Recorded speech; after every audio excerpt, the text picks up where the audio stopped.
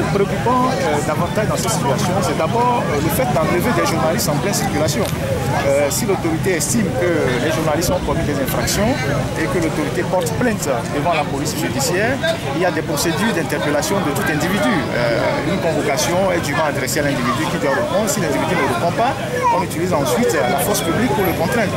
Mais le fait de kidnapper des journalistes comme ça dans la rue, par des individus non identifiables et qu'à la fin le journaliste se retrouve à la DPJ est quelque chose d'inquiétant.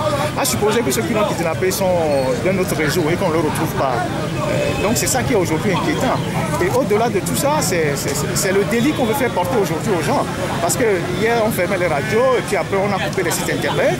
Donc aujourd'hui, on peut kidnapper des gens qui ont publié des choses sur leur page Facebook. Ça devient vraiment dangereux. Ça veut dire que si vous avez une page privée Facebook et que vous animez, vous êtes un activiste, vous animez votre page Facebook, on peut se lever comme ça, vous kidnapper dans la rue et inventer des charges contre vous à la DPJ. C'est très dangereux ce qui se passe là.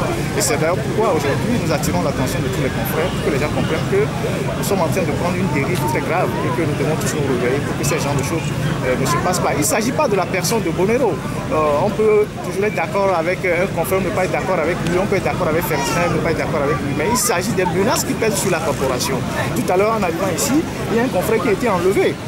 Ici, tout de suite ici, juste parce qu'on lui reprochait de prendre des images des soldats, il a été enlevé et conduit manu militari dans les bureaux de la DPJ. Il a fallu qu'on se mobilise rapidement pour qu'on le relâche.